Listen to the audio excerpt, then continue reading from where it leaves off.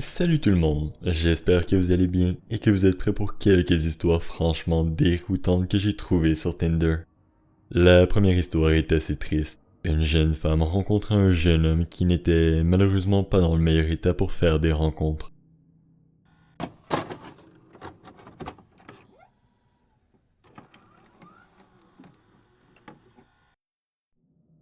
J'ai rencontré un type sur Tinder et nous avons vraiment commencé à bien nous entendre.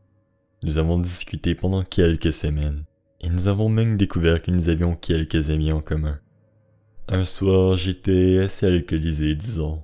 Je me sentais social, et j'ai décidé d'appeler un Uber pour me rendre chez lui. Une fois sur place, nous avons discuté un moment dehors, et le courant passait encore mieux en personne.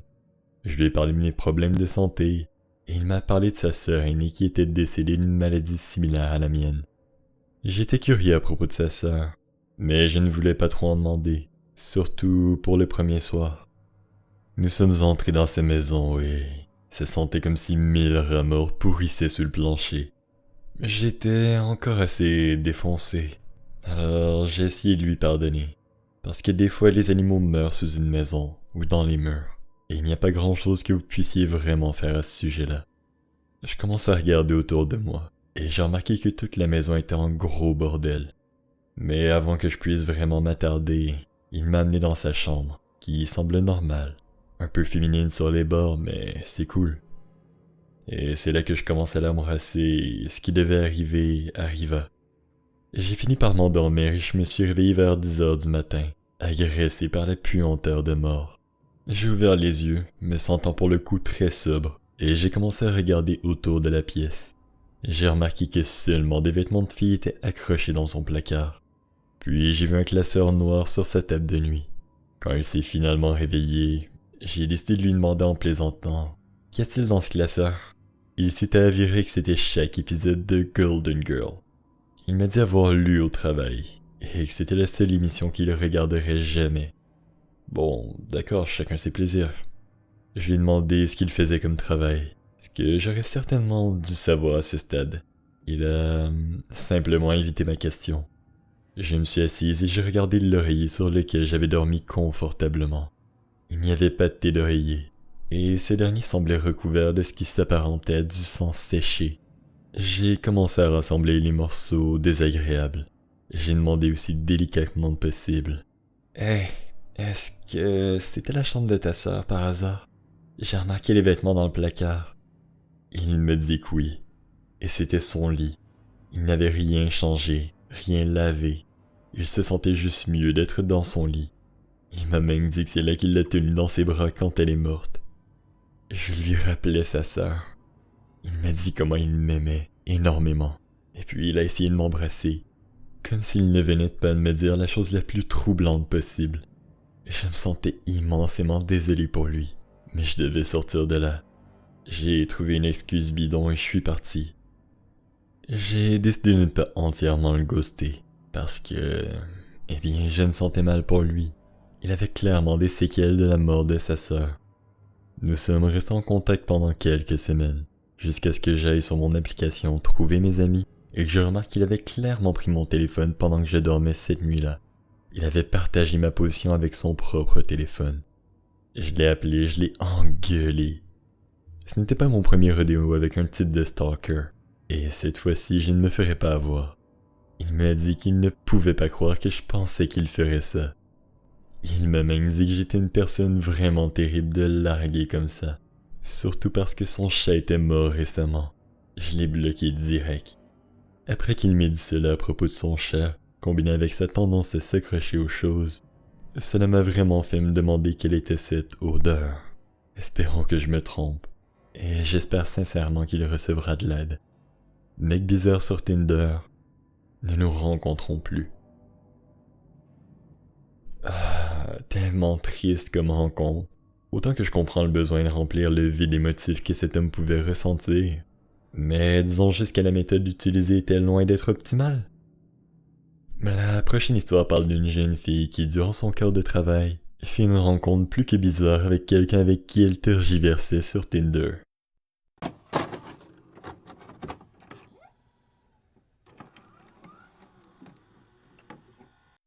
Pour faire un peu d'histoire, je travaillais dans un petit motel du Midwest en tant que commis de nuit. Je travaillais donc normalement de 23h à 8h du matin. Avec ce genre d'horaire et en tant que femme, je dois forcément avoir des histoires bizarres, non? Le moment le plus effrayant s'est produit au cours de mon premier mois de travail. C'est un peu avant le début de mon service, et comme j'étais célibataire et que j'avais 22 ans, j'étais sur Tinder avant le travail. Je parlais avec ce type qui avait l'air plutôt cool. Un peu goth alternatif, il était dans les planches de Ouija, le tarot, ce qui est assez mon type. On parlait un peu et je lui ai dit que je devais retourner travailler. Ce soir-là, c'était ma première nuit non supervisée. Alors, c'est moi qui étais en charge du motel toute seule pendant 9 heures. J'étais déjà un peu nerveuse, mais ensuite ce type vaguement familier s'est approché de la réception et m'a demandé mon nom. Je lui ai dit qui j'étais, et il m'expliquait qu'il était le gars de Tinder. Il avait vu que j'étais à moins d'1 kilomètre, alors il est allé voir si je travaillais peut-être à son motel. Oui, c'est vrai, ce type disait qu'il restait où je travaillais. C'était bizarre. Je suis resté derrière mon bureau pendant 2 heures. Ce type n'arrêtait pas de me parler, surtout sur la façon dont son ex l'avait quitté, comment il avait battu des gens, et comment il voulait me baiser. Inutile de dire que j'étais extrêmement mal à l'aise, et que cela ne m'était jamais vraiment arrivé auparavant, surtout dans un environnement de travail. Je ne savais vraiment pas quoi faire. Vers 2-3 heures du matin, il a finalement décidé d'aller se coucher, et j'ai pris une pause cigarette bien nécessaire. Je suis sorti juste après avoir allumé ma cigarette, devinez qui se pointe. Le mec flippant, bien sûr. J'avais fouiné un peu sur nos bases de données pour voir les informations que nous avions sur lui. De ce que j'ai pu voir, il était peintre, mais à part cela, nous n'avions pas vraiment d'autres informations sur lui. Alors que je fumais, il se rapprochait de plus en plus de moi. Il me demandait s'il pouvait fumer de l'herbe, ce à quoi j'ai répondu oui, pour qu'il s'éloigne de moi. Je lui ai montré l'endroit où il n'y avait pas de caméra. C'est là qu'il m'a agrippé par la taille et qu'il a commencé à sentir mon cou. Je l'ai rapidement frappé, et il lui ai dit qu'il ferait mieux de ne pas me toucher. J'ai jeté ma cigarette par terre et j'ai pris mon téléphone pour appeler mon patron juste avant d'entrer. Le mec m'a arraché mon téléphone des mains et s'est envoyé un SMS. Bordel, maintenant il avait mon numéro. La première chose qu'il m'a envoyé était une grotesque photo de son engin. Il m'a ensuite murmuré cette phrase qui me fit frémir. J'ai hâte de te faire plein de choses, tu sais. En tout cas, tu sais dans quel piège je suis, non? Maintenant je panique déjà, et je ne sais pas pourquoi je n'ai pas appelé les flics, et mon patron ne répondait pas. Je suis donc là dans le bureau, en train de faire la pire crise de panique de ma vie. J'ai pleuré, j'ai attendu quelques heures avant de préparer le petit déjeuner de l'hôtel. Le mec a continué de m'envoyer des textos quelques jours, mais j'ai fini par en avoir assez. Et malgré mes craintes, j'en ai parlé à mon patron. Il a immédiatement viré le mec et l'a banni de notre hôtel. Et fort heureusement, je ne l'ai jamais revu. Mec bizarre que j'ai vu à l'hôtel, je ne veux plus jamais te revoir. Bon, technique 101 de drague. Stalker quelqu'un à son travail, à cause que la personne vous intéresse, n'est peut-être pas la méthode la plus idéale. Qui sait? La prochaine histoire montre comment faire trop confiance aux gens, surtout en ligne, peut très vite se retourner contre soi.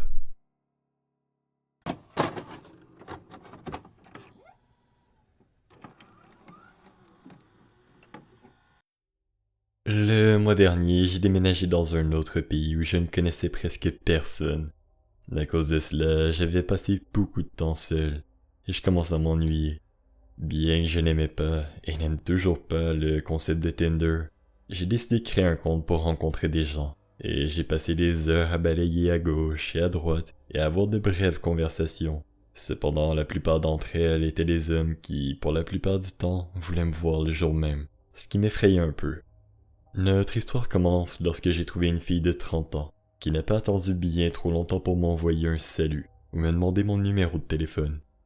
Moi qui n'avais jamais utilisé de l'application auparavant, j'ai trouvé cela normal, et je lui ai donné mon numéro de téléphone sans lui avoir parlé du tout. C'était ma première erreur. Au début, tout semblait normal. La fille s'appelait Diana. Nos conversations étaient en général très brèves et très superficielles.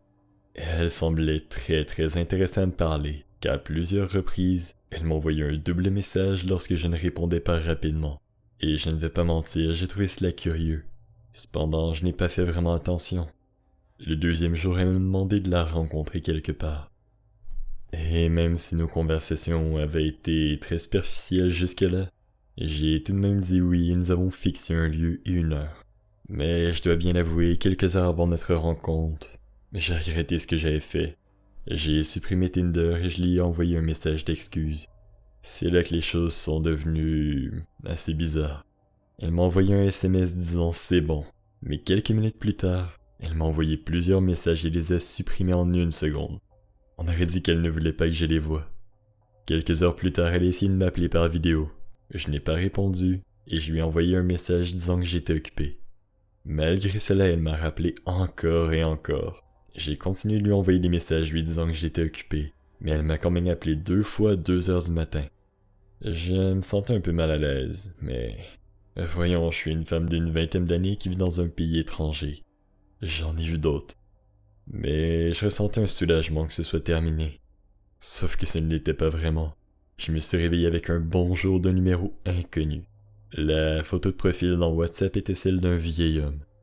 Je lui ai demandé qui il était, et moins d'une minute après j'ai reçu une réponse. Devinez qui c'était?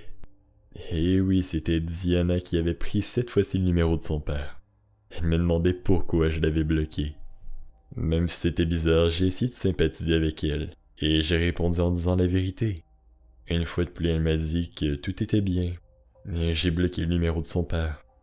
2 heures à peine après, j'ai reçu un autre message d'un autre numéro inconnu. Devinez c'était de qui encore cette fois? Eh oui, le même manège. Diana qui me rappelait, qui me demandait pourquoi je l'avais bloqué. Elle voulait que je l'appelle ou que je lui envoie un texto. À ce stade, je ne trouvais plus ça drôle. Je lui ai dit que je n'avais pas envie de lui parler, et elle me dit littéralement qu'elle avait besoin de me dire quelque chose. Une fille supposément la harcelait, et en plus cette dernière faisait de la magie noire. Je lui répétais que je ne suis pas intéressé, et je l'ai bloqué, encore une fois. Quoi qu'il en soit, je ne sais pas vraiment si c'était une sorte de blague étrange, mais je pense pouvoir affirmer avec certitude que ma première expérience avec Tinder a été assez tragique. Mais je me demande si c'est toujours comme ça parce que j'ai pensé à télécharger l'application de nouveau. Au moins je sais que la prochaine fois, je ne devrais pas partager mon numéro de téléphone avec quelqu'un, surtout si je ne lui ai pas parlé beaucoup.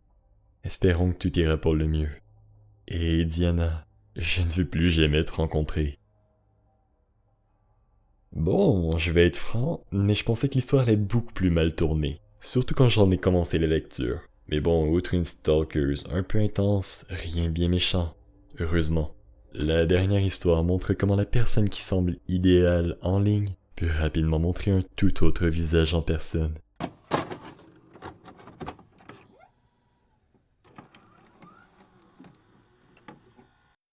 En novembre 2016, j'ai vécu une rupture assez brutale. À peu près 1 an plus tard, je me suis senti assez à l'aise pour revenir dans le monde des rencontres. Alors, comme une idiote, je suis monté sur Tinder. Et bien que ce n'était pas mon premier rodéo avec cette application, la rencontre que j'ai faite via cette dernière est la plus étrange qui me soit arrivée. Bref, vers la fin du mois d'octobre, j'ai rencontré un gars nommé Dave sur Tinder. Et d'après ce que j'ai vu, c'était un type bien. Il était drôle et gentleman. Il ne m'avait rien demandé d'inapproprié. Bref, il semblait normal. Nous avons parlé pendant environ 2 semaines, et nous avons fixé un rendez-vous. Nous avons décidé de nous rencontrer dans la ville où il venait d'emménager. Cette dernière se trouvait à environ 35 minutes de chez moi. Je suis arrivé au bar pour l'attendre, et il est arrivé avec 15 minutes de retard. Il est entré et il ressemblait relativement à ses photos. Cela m'a fait assez plaisir. Dans les rencontres en ligne, le catfish est assez réel. Et puis, il a ouvert la bouche pour parler. Il avait une voix très étrange, comme s'il était toujours sur le point de pleurer. C'était assez bizarre. Il avait quelques tatouages sur le bras, dont le symbole des Illuminati. En essayant de briser la tension du début de rendez-vous, j'ai dit en plaisantant « Illuminati confirmé! Allez, dis-moi tous tes secrets! » C'est là qu'il m'a regardé froidement dans les yeux. Il m'a simplement répondu « Mais de quoi tu parles? Ne dis pas ce genre de choses en public! » J'ai juste ri, mais c'est alors qu'il s'est approché et a murmuré quelque chose dans mon oreille. Tu sais que les gens qui fouinent sont des gens qui meurent, non? Je l'ai regardé sans trop savoir comment réagir. Bref, après 20 minutes de rancœur avec un silence assez pesant, deux de mes amis sont venus au bar à mon assistance. Je me suis déplacé pour m'asseoir du même côté que lui, afin que mes amis puissent s'asseoir du même côté de la cabine. Dès que je me suis assis, il a mis sa main sur mon genou, et il l'a serré. Et quand je dis serré, je ne dis pas flatter ou peser un peu fort. Ce dernier empoignait mon genou comme si sa vie en dépendait. Et c'est alors qu'il m'a murmuré une autre phrase bizarre dans l'oreille. Tu as un joli genou, tu sais. Mais quoi? Le temps que mes amis partent, ce qui était environ 1 heure après le rendez-vous, et mon rancœur avait bu plus de 7 bières. Et c'était un mardi. Alors que j'allais fermer mon ardoise, ce dernier se tenait juste derrière moi. Et c'est là que j'ai remarqué que son pantalon trahissait quelque peu son engouement. J'ai très vite pris mon reçu et je suis parti. Alors que je m'apprêtais à lui dire au revoir, c'est là que la foutue température a joué contre moi. Il commençait à pleuvoir. Il m'a alors informé qu'il était allé au bar depuis sa maison à pied.